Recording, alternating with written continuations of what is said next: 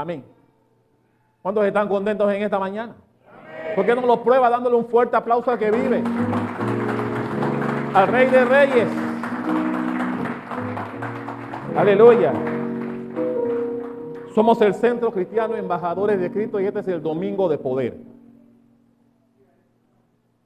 Sí.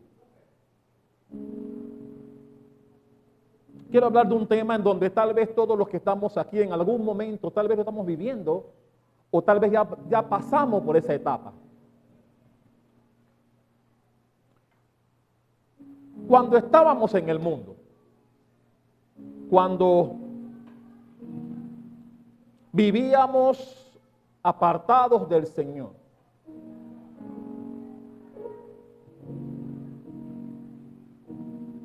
y gracias a tal vez la perseverancia de alguien que no te soltó, viniste a la iglesia, tu vida fue cambiando con el transcurrir de los días, de los meses y de los años, y hoy eres la persona que agrada a Dios, no perfecta, pero que agrada a Dios con tu forma de ser, porque lo has acogido,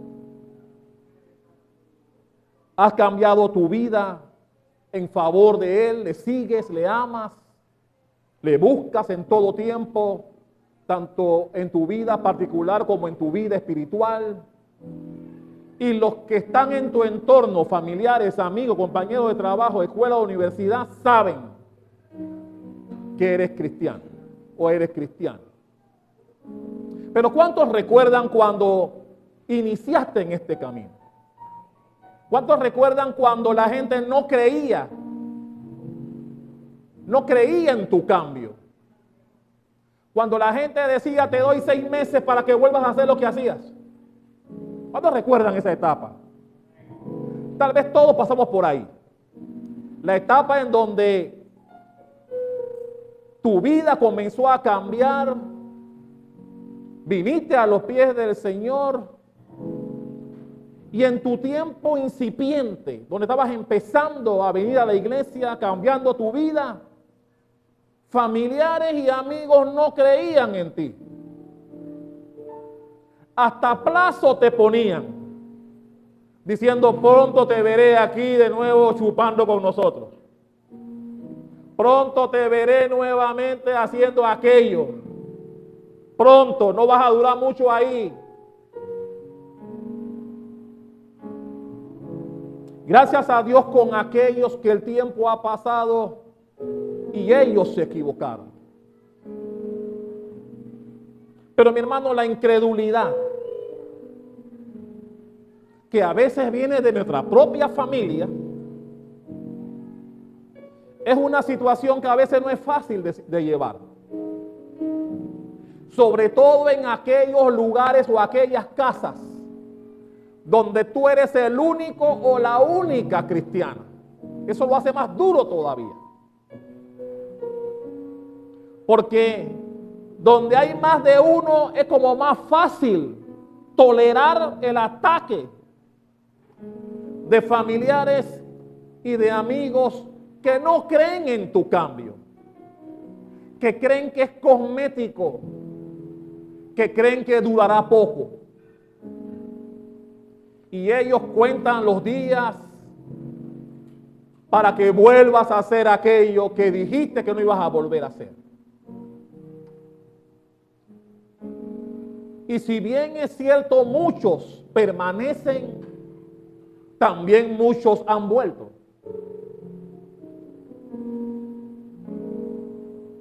Porque mi hermano, la incredulidad distorsiona nuestra capacidad de razonar y nos aleja de Dios. Nosotros, y así dice la Biblia, somos un remanente. La mayoría de la gente sigue siendo incrédula a las cosas de Dios. Y mi hermano, también miembros de las iglesias también se vuelven incrédulos o dudosos, sobre todo en tiempos de crisis. Cuando la cosa no anda bien, la duda y a veces la incredulidad viene al corazón. Por eso la permanencia en este camino es lo que nos hace ser fuertes en los momentos de dificultad. Y hay un pasaje del que yo quiero hablar, porque todos los que estamos aquí, tenemos amistades incrédulas. No creen en las cosas de Dios. No creen mucho en Jesucristo. Mucho menos venir a una iglesia y sentarte. No creen en eso. Muchos lo ven como una pérdida de tiempo. Hay gente que solo va a iglesias en funerales, matrimonios y cosas similares. Pero sentarte a recibir una palabra de Dios, para la mayoría es una pérdida de tiempo. Y cuando quieres cogerlo en serio, a veces la oposición viene de personas que están más cerca de ti de lo que crees.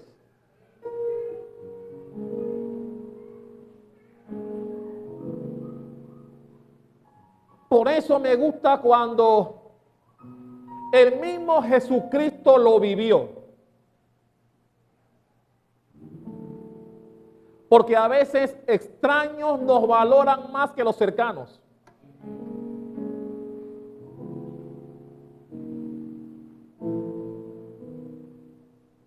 Y tenemos que luchar para permanecer. Porque generalmente, donde trabajes, hay más inconversos que cristianos. Donde estudias, hay más inconversos que cristianos. Donde vives, hay más inconversos que cristianos. Y tienes que estar bien cimentado en esto de Dios para no volverte a ellos, sino procurar que ellos se conviertan a ti, como dice la palabra. No es fácil, porque nadamos contra corriente. Pero qué rico nadar contra corriente. Por eso el salmón me encanta. Aquí. Porque el salmón, si usted ha leído sobre el salmón nada en contra de la corriente. Por eso la carne es tan sabrosa. Y así mismo las cosas de Dios. Nosotros nadamos en contra de la corriente, mi hermano. La mayoría de la gente nos ataca por nuestra manera de vivir, por nuestra inclinación a las cosas de Cristo. Y nos dicen de todo. Al principio te puede afectar cuando estás iniciándote, pero una vez estés cimentado, que digan lo que quieran, nada te hará cambiar el camino que escogiste. Pero lo cierto es, y de eso vamos a hablar hoy, que la incredulidad es un aspecto que está siempre cerca de nosotros. Yo no sé si tú te has fijado en los ojos de personas inconversas cuando le hablas de Cristo, cómo te miran. Te miran como con esa vista incrédula, con esa vista, con esa mirada de que eres un fanático.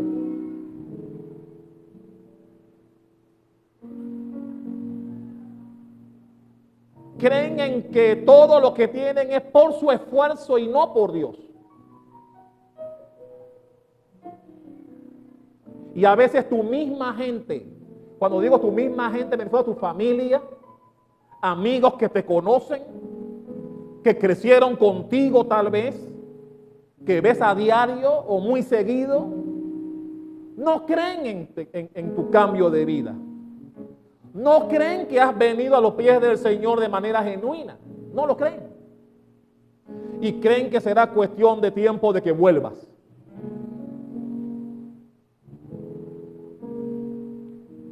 Y por eso este pasaje. Vaya conmigo, por favor, a Lucas capítulo 4. Tengo la versión hoy, Nueva Traducción Viviente.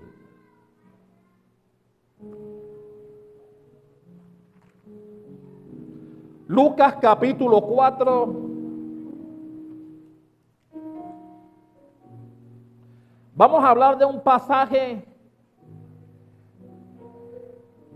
que le pasó al mismo Jesucristo, mi hermano. Mi hermano, si le pasó a Jesús, ¿quién creemos que somos para que no nos pase a nosotros? Ya llegó a Lucas capítulo 4. Este no es el pasaje principal, pero quiero llevarlos ahí primero. Lucas capítulo 4, vamos a leer del 16 al 21. ¿Lo tienen? Cuando llegó a Nazaret, la aldea donde creció, fue como de costumbre a la sinagoga. ¿A dónde fue? A la sinagoga. El día de descanso, y se puso de pie para leer las escrituras. Le dieron el rollo del profeta Isaías. Recuerden que en la época no eran libros, sino que eran rollos en donde las escrituras estaban impresas. Amén. Le pasaron el rollo del profeta Isaías. Jesús lo desenrolló y encontró el lugar donde está escrito lo siguiente, que es Isaías 61. Pero dice aquí, él leyó lo siguiente: el Espíritu del Señor está sobre mí, porque me ha ungido para llevar la buena noticia a los pobres, como hicimos hace rato con Serafín y con Ana. Para llevar la buena nueva a los pobres, me ha enviado a proclamar que los cautivos están liberados, que los ciegos verán, que los oprimidos serán puestos en libertad, y que ha llegado el tiempo del favor del Señor. Dice el 20, lo enrolló de nuevo, se lo entregó al ayudante y se sentó. Todas las miradas en la sinagoga se fijaron en él. Después Jesús comenzó a hablarles y les dijo lo siguiente: la escritura que acaban de oír se ha cumplido este mismo día. ¿Cuántos pueden dar un fuerte aplauso a esta palabra fiel y digna de ser recibida por todos los que estamos aquí? Ok, la Biblia dice que cuando él fue a Nazaret, donde creció. Todos sabemos que el ministerio de Jesús inició a los 30 años. Esos 30 años, él creció en Nazaret, nació en Belén, pero se formó y creció y se desarrolló en Nazaret. Por eso la Biblia dice que cuando él fue a su pueblo, donde creció. ¿Cuántos viven en un lugar distinto a donde crecieron? Levante la mano. Qué bueno. La Biblia dice que Jesús fue al lugar donde creció. Y como era su costumbre, fue a la sinagoga. Qué bueno que todos tengamos la costumbre de venir a la casa de Dios. Que sea una costumbre. Y en el momento el asistente de la sinagoga, porque a Jesús lo tenían como un maestro, lo llamaban maestro. Así que él fue invitado a la sinagoga para leer las escrituras del día. Y como Dios siempre tiene todo preparado, Jesús leyó precisamente el texto que está en Isaías, en donde se menciona lo que ya leímos. Dice que después de leer, le entregó nuevamente el rollo al asistente, se sentó. Y todas las miradas, dice la Biblia, estaban sobre él. Porque, mi hermano, Jesús hablaba como quien tiene autoridad. Y teniendo todas las miradas sobre él, Jesús manifestó esta profecía, porque fue una profecía de Isaías. Se ha cumplido hoy delante de ustedes.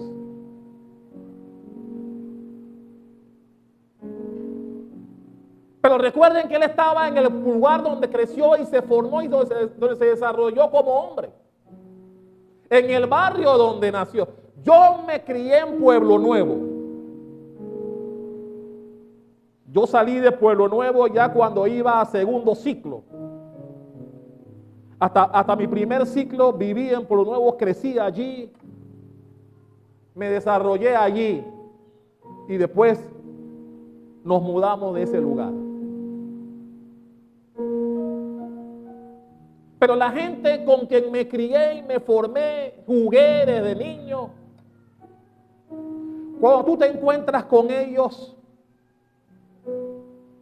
primero no te llaman como te llama la otra gente que te conoce.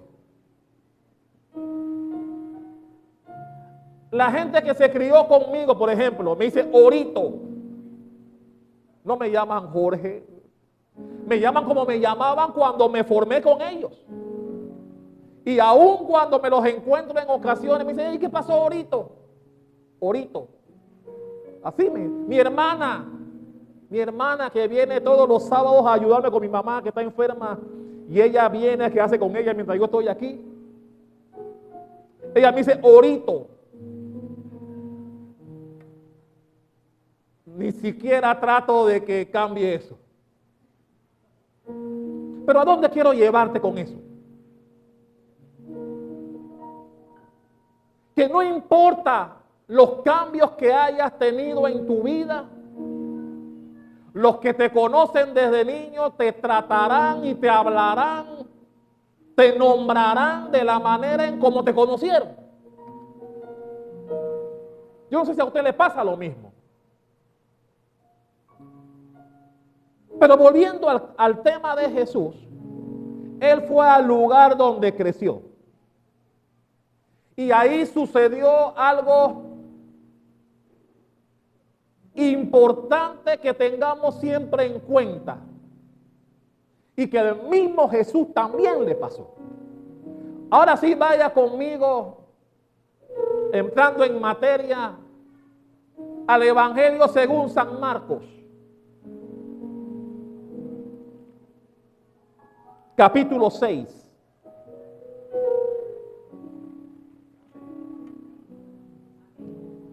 Marcos capítulo 6.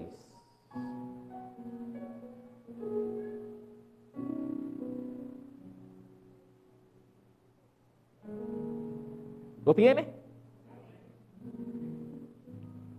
Dice el versículo 1, Jesús salió de esa región. Cuando dice que Jesús salió de esa región, se refiere, para que tengan un contexto de qué pasó antes de que él llegara a Nazaret. ¿Cuántos recuerdan la mujer que fue sanada del flujo de sangre? Y la resurrección de la hija de Jairo, que ocurrió en ese mismo espacio de tiempo. Bueno, después que Jesús hizo eso, que sanó a la del flujo de sangre y resucitó a la hija de Lázaro, fue a Nazaret. Y por eso inicia el texto diciendo que salió de esa región y regresó con sus discípulos a Nazaret, su pueblo. Y dice el versículo 2. El siguiente día de descanso comenzó a enseñar ¿a dónde? En la sinagoga. Y muchos de los que lo oían quedaban asombrados y preguntaban, ¿de dónde sacó toda esa sabiduría y el poder para realizar semejantes milagros? Y se burlaban, dice el versículo 3. Es un simple carpintero. En Reina Valera dice, ¿no es este carpintero?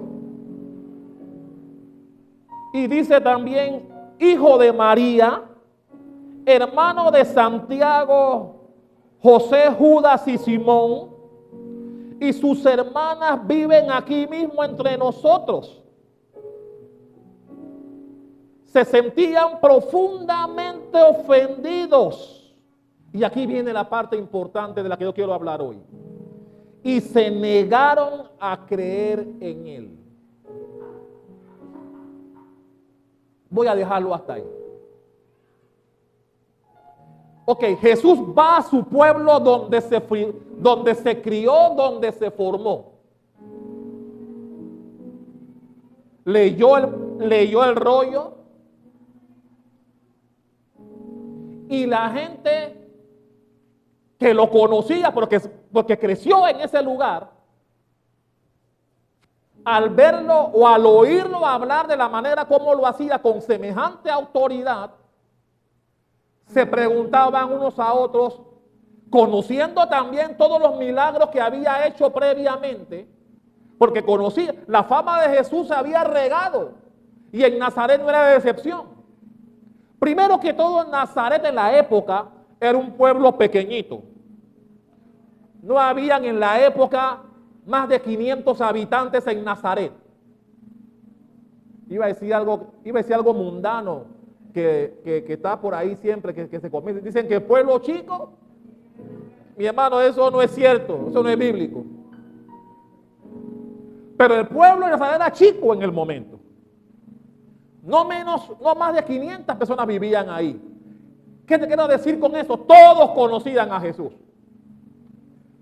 Desde niño hasta los 30 años vivió en ese sector. Así que todo el mundo lo conocía. Seguramente muchos de los ancianos de la época lo cargaron. Lo tuvieron cerca en más de una ocasión. Lo vieron jugar con los niños de su época, los contemporáneos de Jesús. Así que Jesús era conocido allí. Y cuando ven a este Jesús ahora haciendo milagros y hablando con semejante autoridad, a ellos no les gustó la cosa. Mi hermano, porque cuando comienzan a cuestionar a Jesús diciendo, este no es el carpintero, este no es el hijo de María, sus hermanos. Y sus hermanos, porque Jesús tenía hermanos y hermanas. La Biblia no dice cuántas hermanas tenía Jesús, pero tenía varias, porque dice hermanas. Tenía 4 hermanos, pero también tenía hermanas. Y cuestionaban a Jesús. Su sabiduría fue cuestionada. La Biblia no dice que Jesús estuvo en alguna escuela teológica durante su vida. La Biblia no dice que él creció teológica o espiritualmente a los pies de algún maestro de la época, como Pablo, que la Biblia dice que Pablo creció bajo la instrucción o tutoría de Gamaliel. Pero la Biblia no registra que Jesús se formó espiritualmente con nadie. Así que con mayor razón la gente cuestionaba su sabiduría. No podían negarla, porque los milagros eran reales, estaban allí. Pero ellos se resistían a creer que alguien que ellos vieron por 30 años fuese el Mesías que ellos estaban esperando. Se resistían a creer eso, no creían en eso. Y mi hermano, tal vez a ti te ha pasado lo mismo también. Tal vez cuando vuelves al lugar donde te criaste, donde creciste, con la gente con quien estabas contemporáneo y te ven ahora que estás en Cristo y que tal vez tu vida ha mejorado con respecto a la de ellos, te miran con otros ojos. Mi hermano, porque así miraban a Jesús también. A Jesús no lo miraban con el ojo de, hey, qué bueno que alguien que se formó aquí, mira hasta dónde ha llegado. Que la gente que te ve, la gente de donde que te criaste y te ven hoy, y digan, qué bueno que tu vida está bien. que si bien jugaste con ellos desde niño, tuviste que irte porque así es la vida. Pero después de unos años que vuelves al lugar donde tú creías, de donde criaste, la gente te atienda, te trata y te vea con los ojos correctos. Pero al igual que en esa época y al igual que hoy, si tu vida fue buena y volviste a tu barrio, tal vez con una profesión en la mano, con un buen vehículo, con buena vestimenta, muchos no lo van a digerir bien. A muchos le vendrá la envidia. Y eso fue lo que pasó exactamente con Jesús. Jesús volvió a su lugar de origen, donde creció, donde se formó.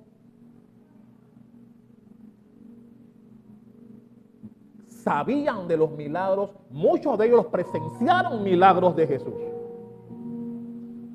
pero se negaron a creer en Él. No creían en Él. Es más, lo cuestionaban. Trataban como de minimizarlo. De minimizarlo.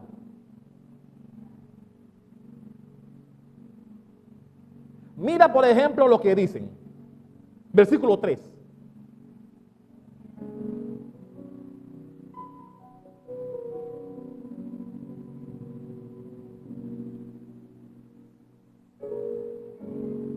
Dice, ¿de dónde sacó toda esta sabiduría y el poder para realizar semejantes milagros? Dice la Biblia que se burlaban de él. Pero mira lo que dicen también. ¿No es este el carpintero? Denigrando a Jesús. Porque sabían que José le enseñó en el taller que seguramente tenía aspectos de carpintería. Y ellos decían, este es un simple carpintero. ¿Cómo me va a hacer creer a mí que él es el Mesías? Si yo lo vi correr aquí por 30 años. Y en 30 años nunca le vi hacer ningún milagro. ¿Cómo que ahora es el Mesías? ¿Cómo que él nos viene a decir ahora que se ha cumplido una profecía, haciendo ver que él es el Mesías? La gente no comía ese cuento. La gente no quería creer en Jesús. Su misma gente no quería creer en él.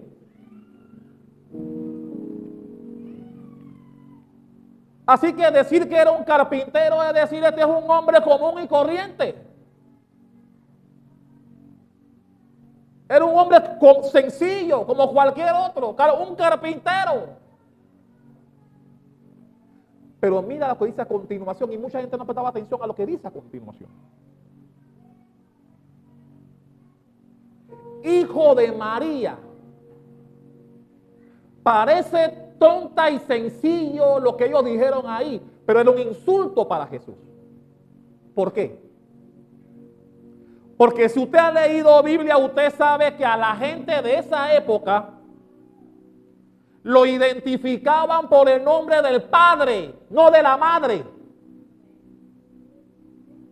Simón, Pedro, hijo de Simón. David, hijo de Isaí. Josué, hijo de Nun. Te identificaban por el nombre del padre, no de la madre. Así que cuando ellos dijeron este no es hijo de María, lo estaban insultando cuando dijeron eso.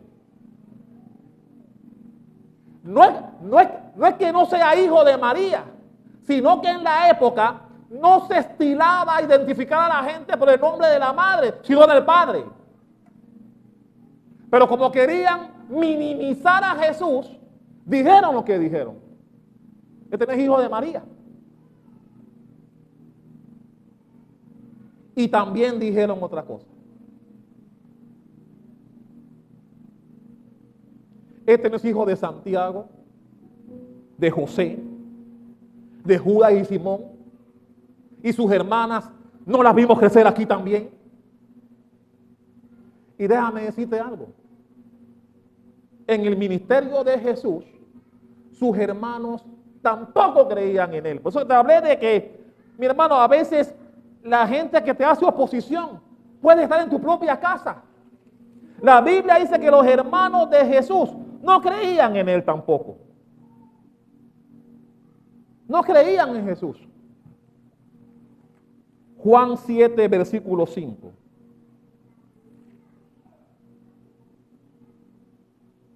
Juan 7, 5. Búsquelo.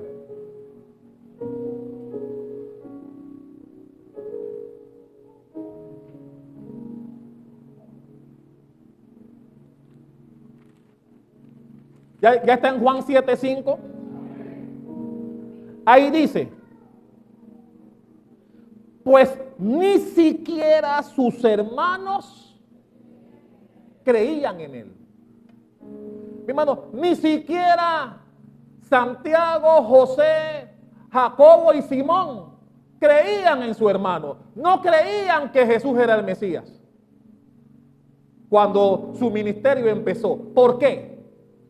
Porque ellos estuvieron con Jesús por 30 años, en donde nunca vieron que Jesús hiciera ningún milagro, en donde nunca vieron a Jesús poner en práctica esos dotes espirituales que salieron ahora.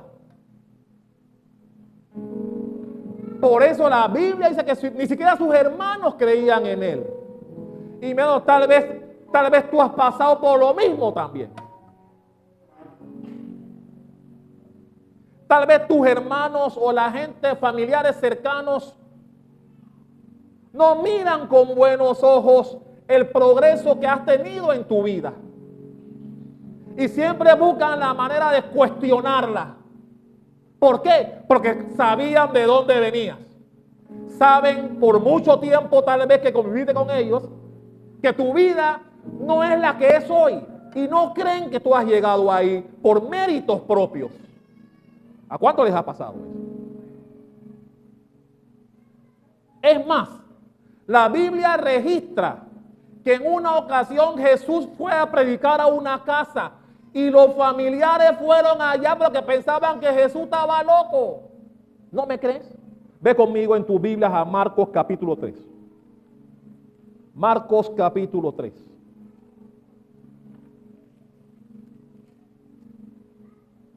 Versículos 20 y 21. Marcos 3, 20 y 21. ¿Lo tiene? Dice el 20. Cierta vez Jesús entró ¿a dónde? En una casa y las multitudes empezaron a juntarse nuevamente. Pronto ni él ni sus discípulos encontraron un momento para comer. Entonces mira lo que dice el versículo siguiente. Cuando sus familiares oyeron lo que sucedía, intentaron llevárselo. Está fuera de sí, decían. Es decir, cuando Jesús estaba ya comenzando a mostrar que era el Hijo de Dios, la Biblia dice que él fue a una casa con sus discípulos. Pero cuando la familia se enteró de eso, fueron allá. Y no fueron allá para respaldar a Jesús. Fueron allá porque decían, Jesús está loco, no está bien de la cabeza. La familia. La Biblia dice que la familia fue allá, creyendo que Jesús no estaba bien de la cabeza.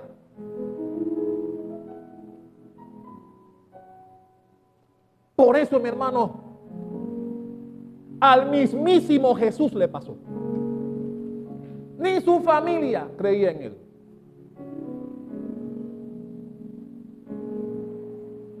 Creían que Jesús no estaba bien cuando comenzó a hablar sobre el Evangelio. Cuando comenzó a hablar a la gente que el reino de los cielos se ha acercado y que habían que arrepentirse. La familia no creía en él. Sus hermanos, los más cercanos, que se criaron con él por 30 años, no creían en él.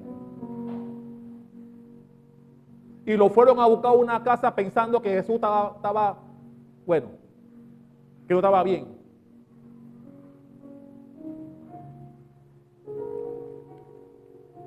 Y todo eso lo hace la incredulidad. Cuando la gente no cree,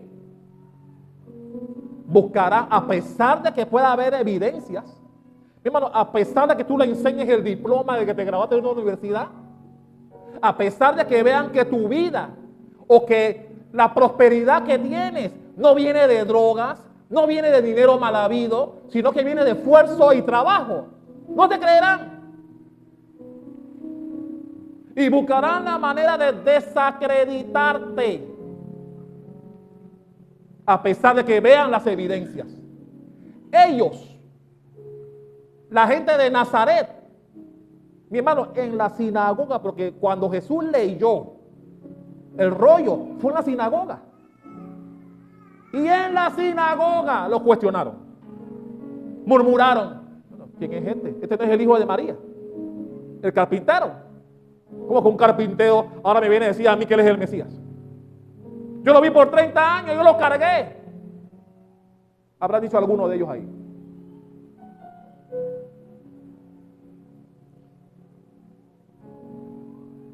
Mi hermano, la incredulidad existió en entonces y todavía existe hoy.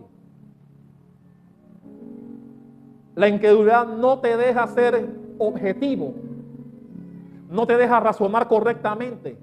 Siempre buscarás la manera de desacreditar a la gente.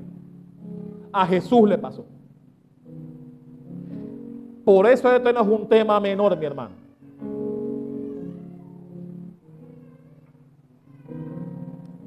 Y por eso mucha gente no viene a los pies de Cristo. Saben que venir a los pies de Cristo implica cambios. Implica una nueva manera de vivir. Implica someter tus voluntades a la de Dios.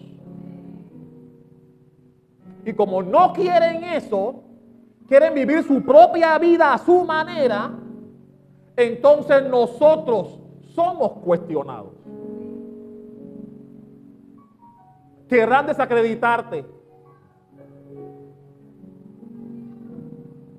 Y si tu vida ha sido mejor, la cuestionarán, buscarán algo para cuestionarla.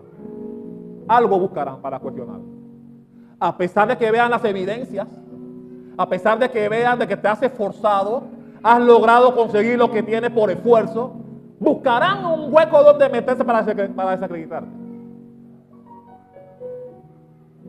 Si buscas mucho de Dios, algo buscarán para cuestionarte. Para decir que tu supuesta espiritualidad, y te mirarán con lupa, esperando el momento en que resbales, para tirártelo en cara. Porque así es el incrédulo. No vienen a los pies de Cristo, pero no quieren que tú permanezcas en Él tampoco. Dale un fuerte aplauso al Rey de Reyes.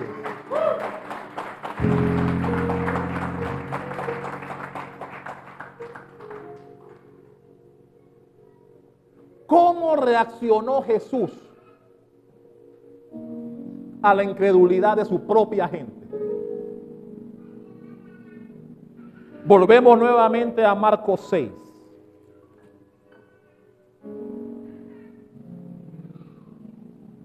Y Jesús soltó ese famoso refrán conocido en el mundo por todos, que dice en el versículo 4 de Marcos 6 lo siguiente. Marcos 6:4.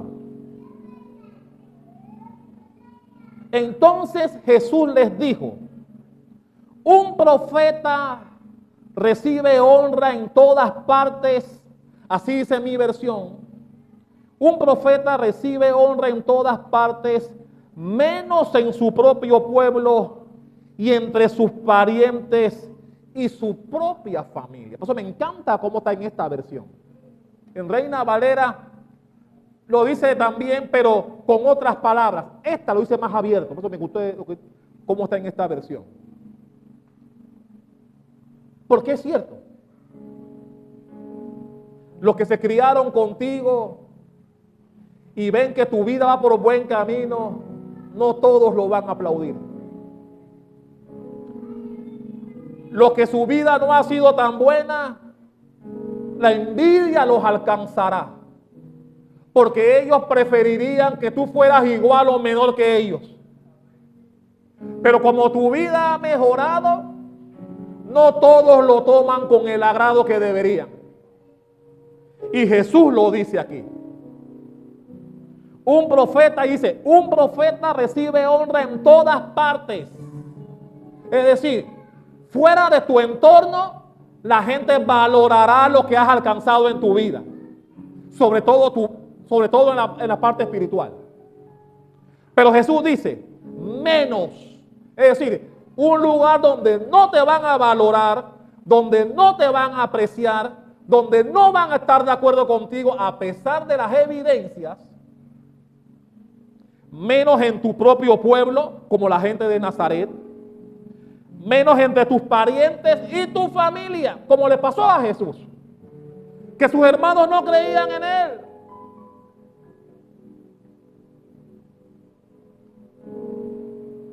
El refrán ahora allá afuera dice, nadie es profeta en su tierra. Ese es el refrán allá afuera. Pero viene de aquí. Viene de aquí cuando Jesús volvió a Nazaret, donde por 30 años creció. Y la gente lo conocía. Conocía a sus hermanos.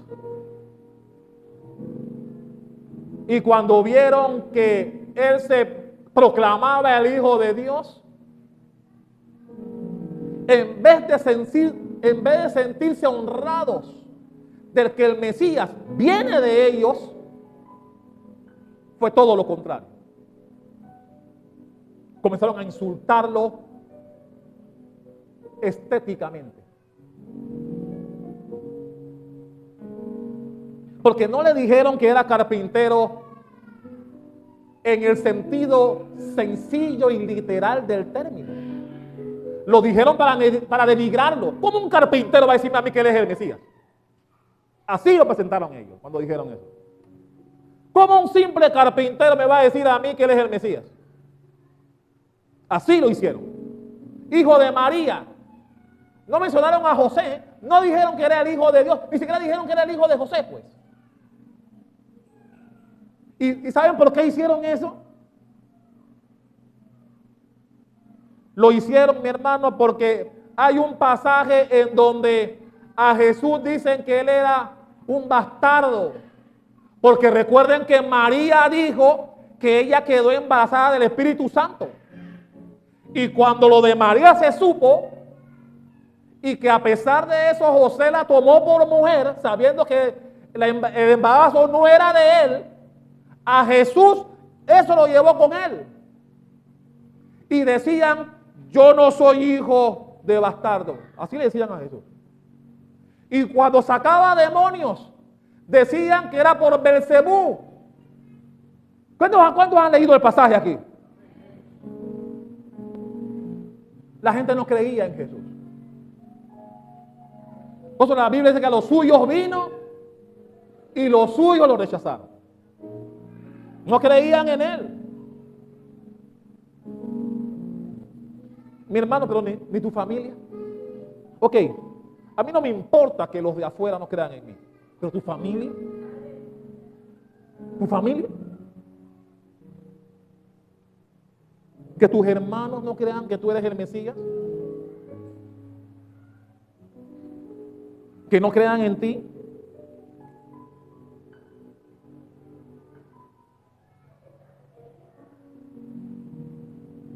Y mi hermano, cuando somos incrédulos, insultamos a Dios. ¿Usted sabía eso? La persona incrédula exhibe desconocimiento.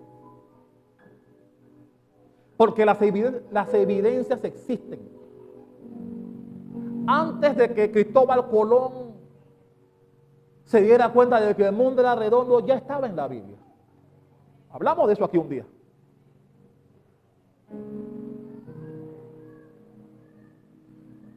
Si la gente hubiese leído Biblia desde el principio de los tiempos, muchas cosas no hubiesen tenido que probarlas de otra manera.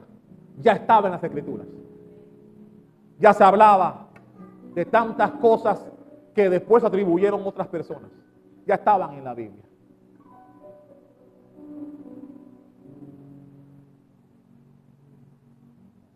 Por eso Jesús, cuando vio la incredulidad de ellos, les soltó esa frase.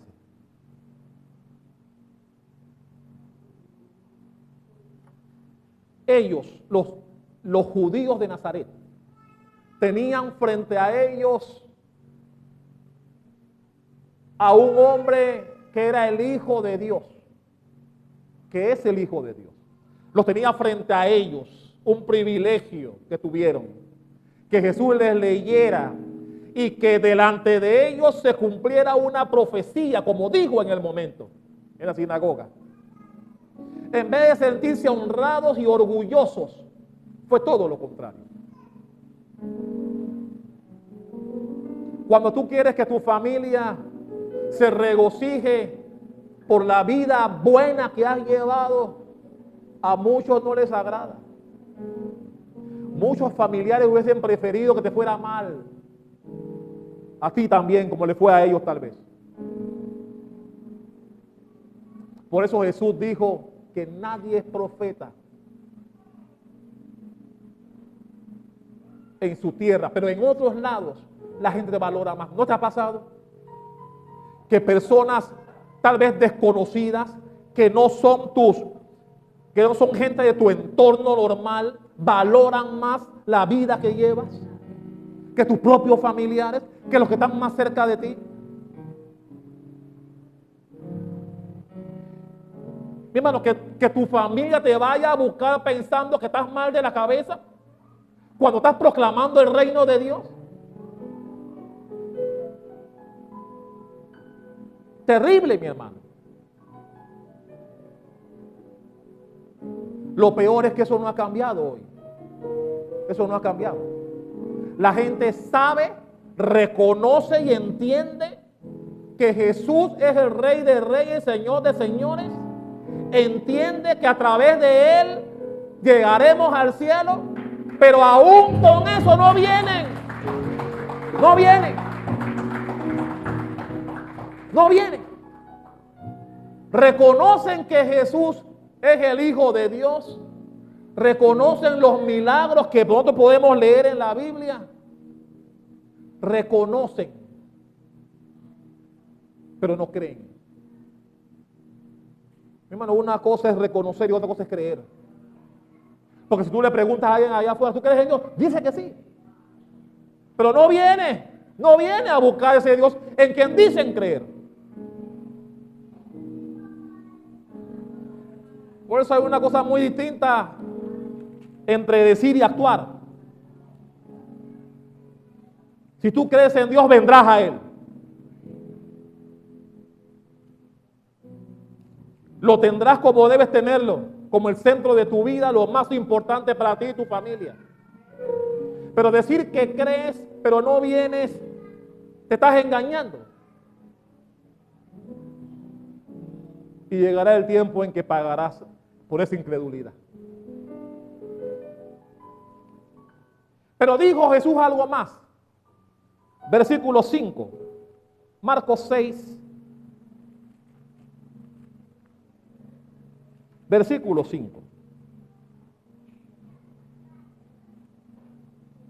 Mire lo que pasó producto de la incredulidad de la gente. Producto de que no creían en Él. Versículo 5. Y debido a la incredulidad de ellos, Jesús no pudo hacer ningún milagro allí, excepto poner sus manos sobre algunos enfermos y sanarlos. Déjame explicarte algo aquí. No es que Jesús no pudo, no es que la incredulidad reduce el poder de Jesús para sanar, no. Eso no es lo que la Biblia está enseñándonos aquí. ¿Sabe por qué Jesús no hizo mayores milagros allí? Ok, por la incredulidad. Pero porque no tiene sentido que Él haga un milagro a gente que no lo va a recibir como debe recibirlo. Mi hermano, ¿cómo tú quieres recibir algo de Dios si no crees en Él? La Biblia dice, no crea aquel que tenga dudas que recibirá algo de Dios. Así dice la Biblia. Por lo cual Jesús dijo, no tiene ningún sentido que yo haga algún milagro aquí, si ellos no creen. Por eso, mi hermano, es peligroso no creer. Cuando no creemos, la gloria de Dios no se va a manifestar en ti. Los que no creen no reciben. Y Dios lo sabe. Dios conoce los corazones. Así que, por más que digas que crees en Dios, pero tus acciones van en contra de lo que dices, de Dios no vas a recibir lo que esperas. No me malinterprete tampoco. Los ateos trabajan y cobran. Yo no me refiero a eso. Pero la vida eterna, la que Jesús da a los que le siguen, no te alcanzará. No te alcanzará. Por eso dice la Biblia que Él no pudo hacer mayores milagros y sanó. Yo me imagino que aquellos que, de las pocas gente que sanó, fue gente que, porque mi hermano, tampoco podemos generalizar. No todos en tu barrio criticarán tu manera buena de vida. Habrán otros que dirán, oye, qué bien que te ha ido bien en la vida. Qué bien. Habrán algunos que reconocerán tus esfuerzos. Y me imagino que aquellos que Jesús sanó en Nazaret eran de aquellos que sí creían que era el Mesías y recibieron entonces sanidad. Pero la gran mayoría, mi hermano, la gente que Jesús, no crea que Jesús sanó a todos. Hubo paralíticos, hubo leprosos que Jesús se fue y siguieron leprosos. Gente que no creyó. Y Dios no va a derramar su gloria en gente que no cree. ¿Cómo pretendes recibir algo del que no crees?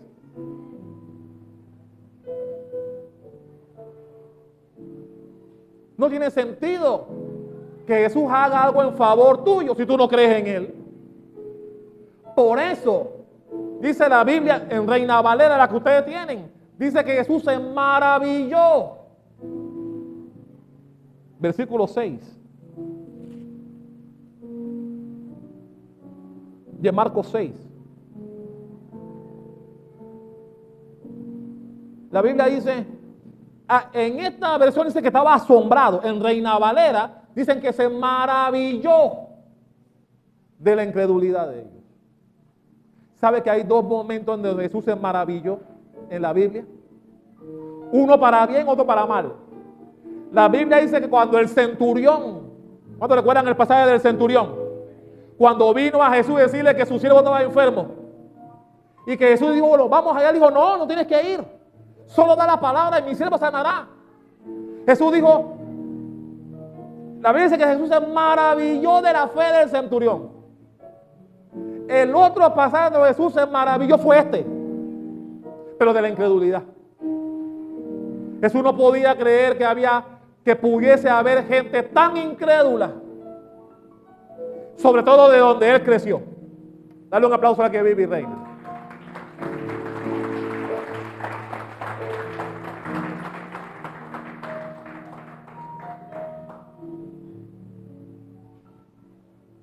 Y sabe que la incredulidad, mi hermano, entristece. Porque yo estoy seguro que además de la incredulidad que maravilló a Jesús de su gente, también lo entristeció. Porque Jesús seguramente hubiese querido que la gente que lo vio crecer creyera en Él. Y poder hacer más de lo que hizo. Mi hermano, si Jesús, si fue a Capernaum, si fue a Gadara a sacar un endemoniado, si fue a ¿cómo se llama? Fue a Samaria y cambió Samaria con esa mujer que atendió allá. ¿Cómo no querrá hacerlo donde él creció? ¿No creen que Jesús salió triste de ahí? La gente donde él se crió, donde él creció, Jesús seguramente hubiese querido hacer más de lo que hizo. Pero la incredulidad de la gente no se lo permitió. Y él no lo hizo, porque no tiene ningún sentido. Pero eso, y mi hermano, esa misma tristeza es la que tú y yo debemos sentir por los incrédulos que están allá afuera. Gente que sabe que Jesús es el Hijo de Dios, acepta los milagros que leen en la Biblia, pero no vienen a Él. No vienen. Vamos a la iglesia, no puedo. Vamos a la iglesia, vamos a buscar de Dios, no tengo otras cosas. Buscan excusas para no venir a Dios. Pero dicen que creen en Él. Dicen que creen en Él. Pero la incredulidad no los deja razonar y entender que debemos venir a Dios. Porque la única puerta de vida eterna, no hay otra, es estar en el camino, estar en Cristo, venir a Él, no decir que crees en Él, venir a Él. Aleluya. Y esa tristeza, mi hermano, es la que nos debe embargar a usted y a mí cuando escuchamos excusas de la gente que amamos, de la gente que apreciamos cada vez que los invitamos a buscar de Dios. Porque quiere decir que al final, en el fondo, son incrédulos. No creen que su vida mejorará viniendo a los pies del Señor. Y mi hermano, qué bueno que ustedes son testigos de que eso es falso. Cuando vienes a Cristo, tu vida tiene que mejorar. Porque nos hacemos testigos de Él. No perfectos, no me malinterprete. Pero nos hacemos testigos de Él cuando venimos a Él. Porque nuestro estilo de vida es distinto al común. Hay cosas que ellos hacen que no hacemos nosotros. Eso nos diferencia. Así que cuando ellos dicen que creen en Dios, pero no vienen a Dios, al final son incrédulos. Disfrazados como tú quieras. Disfrazados. Porque dicen que creen en Dios, que aman a Jesús, pero cada vez que tú dices, venga, no quieren, no vienen. Siempre hay algo más importante que hacer. Entonces, al final, son gente que no cree. No cree. Y mi hermano, la Biblia dice que las señales seguirán a los que creen. Aleluya. Las cosas buenas que la palabra nos da, seguirán a los que creen. A los que no creen, están por su cuenta, como los ateos que trabajan y cobran. Porque a veces creemos que porque ganamos bien, vamos para el cielo. El ateo trabaja y cobra. Y muchos ateos ganan muy bien. Pero el destino, como hablamos el domingo pasado, el destino es otro que tendrán ellos cuando el tiempo llegue. Pero tú y yo, los que estamos en Cristo, que no solo decimos que creemos, sino que demostramos que creemos, que venimos a Él. Aquí y allá en tu casa también. El destino será el bueno, el que todos queremos, la vida eterna.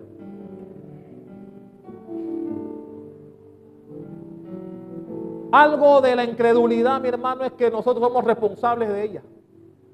Es una decisión. Nosotros decidimos creer o no creer. Y mi hermano, Jesús, la Biblia nos enseña que Dios no nos obliga a nada. No nos obliga a nada. Usted puede creer lo que quiera, pero habrá un tiempo en donde tu creencia te llevará donde tú dices que estabas. Usted puede creer lo que quiera. Usted me puede decir a mí que cree en Dios, pero cuando llegue el momento, tu creencia te llevará a donde crees o a donde creíste. Por eso, mi hermano, Dios no va a comer ese cuento de que tú crees en mí, pero no vienes a mí. Que cuando llegue el momento de venir a la casa de Dios, siempre hay algo más importante que hacer. ¿Tú crees que Dios se va a comer ese cuento? ¿Crees que Dios va a creer eso? Sí, Él cree en mí, pero pobrecito, pobrecita, hay algo más importante que yo. Dios no va, mi hermano, Dios no va ni creer ni entender eso. Los que creen en Él vendrán. La Biblia dice que Jesús tenía por costumbre ir a la sinagoga. No iba de vez en cuando, no iba, no. Tenía por costumbre. Nosotros que estamos en Cristo, tenemos por costumbre venir a la iglesia. Mi hermano, que no viene a la iglesia por costumbre, no me haga creer otra cosa. No me eche cuento. Los que están en Cristo vienen a Él por costumbre. Saben que hay un día, 2 o 3 de la semana, donde tú tienes que estar en el lugar apropiado. La iglesia. Con respeto de cualquier otro lugar que tú me menciones. Con respeto a eso. No hay lugar más importante que la casa de Dios, porque en ella la Biblia dice que Él envía bendición y vida eterna. Dale un aplauso a la que vive. Aleluya. Aleluya. Y lo paradójico de la incredulidad es que uno se asombra del que no cree. Nos asombramos de la gente que no cree porque las evidencias existen. Las evidencias están ahí. Que tú no las quieras creer es otra cosa, pero ahí están las pruebas de que Dios existe, de que todo lo hizo Él. Las pruebas están ahí. Por eso la Biblia dice que nadie tendrá excusa. Nadie podrá decir mañana cuando llegue el momento, yo no sabía. No habrá excusa para nadie, ni siquiera para los ateos. Habrá excusa. No habrá excusa para nadie. Porque las evidencias las vemos todos los días. Y Dios es tan bueno que nos da el mismo sol, la misma lluvia a buenos y malos, dice la Biblia. Para que mañana, cuando llegue el momento del juicio, no tengamos excusa tampoco. Por eso Jesús, dice la Biblia, se maravilló. También se maravilló cuando un centurión, un gentil, no era judío. Un centurión que demostró tanta fe diciendo, no hace falta que vayas a mi casa. No hace falta. Solo di la palabra. Jesús, viniendo de un gentil, dijo, oh, ni aún en Jerusalén he encontrado la fe de este hombre. Ni en Jerusalén, dijo Jesús. Lo que te quiero decir es que tanto una como la otra asombran a la gente. Nos asombra a nosotros cuando alguien que sabe las evidencias no cree, nos asombra porque dice, ve acá, pero si ahí están las evidencias. ¿Cómo quieres que te enseñe que Jesús es real? Que Él existe. Pero también nos extraña aquellos que nada más con una sola conversación, con una sola invitación vienen. Hay gente que los invitas, los sobornas. Te voy a llevar KFC cuando salimos de aquí. No vienen. No vienen. Los invitas a comer después que vienen de la iglesia. Te voy a llevar. No vienen. ¿Por qué no vienen? Porque no creen. Creen que venir es una pérdida de tiempo. Así lo creen. Por eso no vienen. Porque si creyeran, vinieran. Voy a repetirlo, si creyeran, vinieran. Así que la incredulidad es responsabilidad tuya y mía. ¿Tú crees o no crees? Y somos libres en esa decisión. Somos libres. Dios no nos exige creer. Nos pide creer, pero no nos exige. Y para terminar, ¿sabe que la incredulidad se vence con el poder de Dios? Mi hermano Guadalupe dijo aquí, cuando oraba por los hijos, que ojalá tú hagas lo mismo por tus hijos, los que no vienen a Cristo. Guadalupe dijo, ellos no se mandan.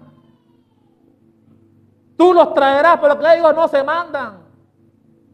Y mi hermano, la Biblia dice que Dios pone el querer como el hacer, para el que Él quiera que venga a Él. El asunto es, la semilla debe estar sembrada. ¿La estás sembrando? ¿Has insistido con la gente que amas de que venga a Cristo?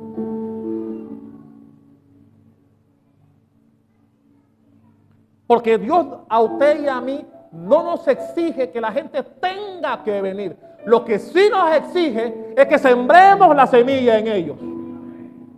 Y dejemos que el Espíritu Santo haga el trabajo. Pero la pregunta aquí es, ¿estás sembrando en alguien? El pastor se desgalilla todas las madrugadas.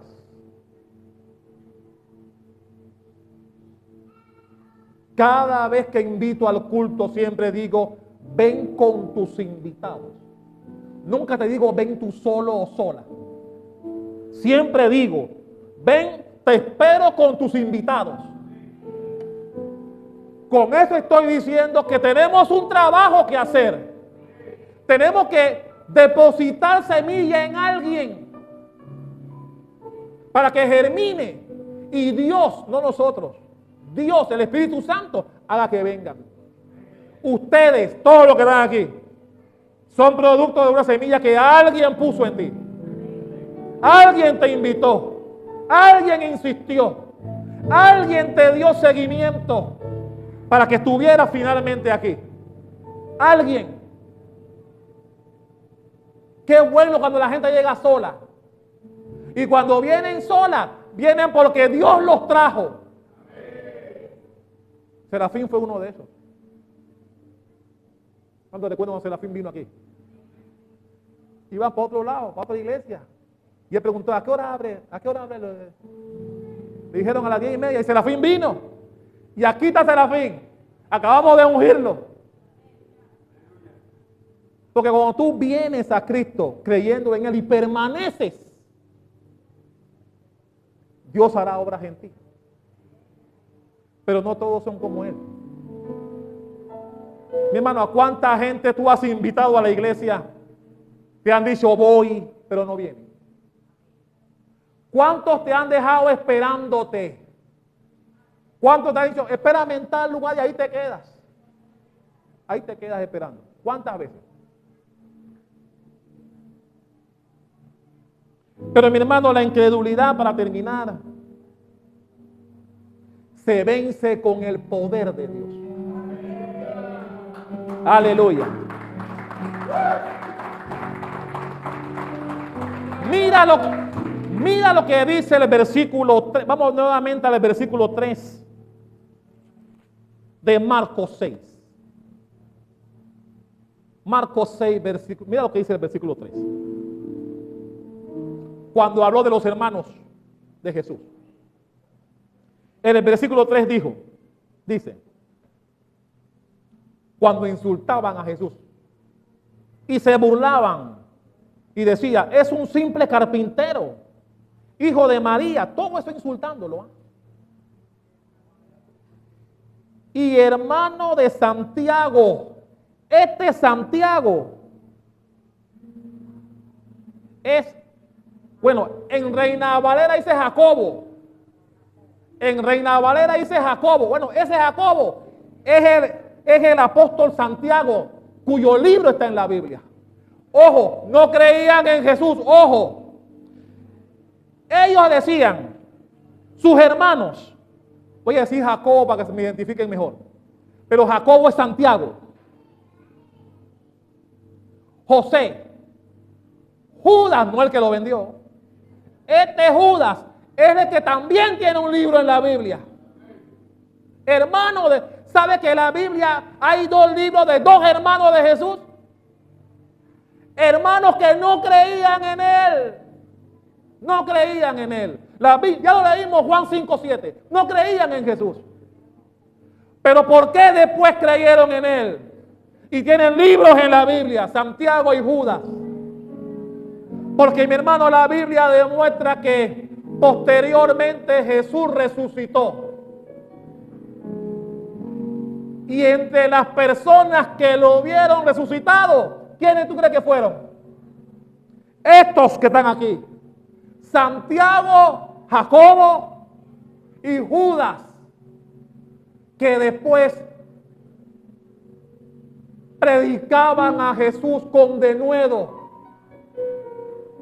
porque pudieron comprobar que sí era el Mesías, pudieron comprobar que sí era el Hijo de Dios, como él decía, y por eso sus vidas cambiaron y tienen libros en la Biblia. Dos hermanos que no creían en Él. Ve conmigo a Hechos capítulo 1. Hechos capítulo 1. La incredulidad de ellos cambió. Hechos capítulo 1, versículos 13 y 14.